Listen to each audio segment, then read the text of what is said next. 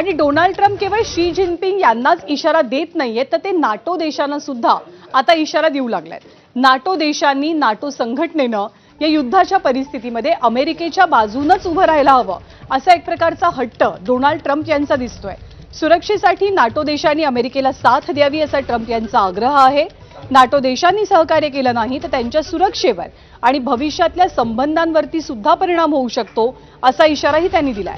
सहकार्य केलं नाही तर या देशांचं भवितव्य वाईट असेल, असा दम ट्रम्प यांनी भरलाय. जगातल्या तेल वाहतुकीचा मोठा भाग हॉर्मुझच्या सामुद्रधुनीतनं जात असल्यानं तिची सुरक्षा अतिशय महत्त्वाची असल्याचं ट्रम्प यांनी नमूद केलेलं आहे.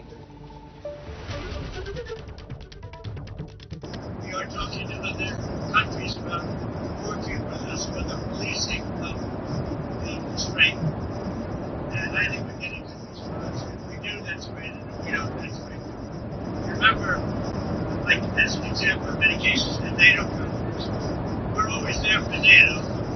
We're helping them with Ukraine. There's many instruments got a notion of between us. It doesn't affect us, but we help them. It'd be interesting to see what country wouldn't help us with a very small endeavor, which is just keeping the strait open. And by comparison, is a small. It's small because Iran has very little firepower left. Their missiles are down to a low number. You see, they're shooting very, you know what? They don't have very many of them. And because we've decimated their manufacturing capability, likewise, the drones are way down. They're down to about 20%. And still have some. आणि ज्या NATO देशांना Donald Trump इशारा देत आहेत, ते NATO देश कोणते आहेत, नाटो संघटना काय आहे, हे सुद्धा आपण जाणून घेऊया. एकमेकांच्या सुरक्षेसाठी एकत्र काम करणारी अमेरिका आणि युरोपमधल्या देशांची नाटो ही लष्करी संघटना आहे. दुसऱ्या महायुद्धानंतर युरोप, उत्तर अमेरिकेतल्या देशांकडनं परस्पर संरक्षणासाठी नाटोची स्थापना झाली.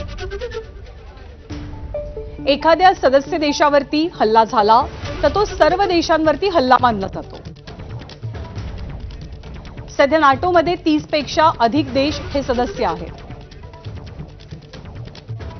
ज्यात प्रामुख्याने America, England, France, Germany, Italy, Canada, Spain, Turkey, Poland, Netherland, Norway, Greece यासह आणखी काही देशांचा समावेश आहे.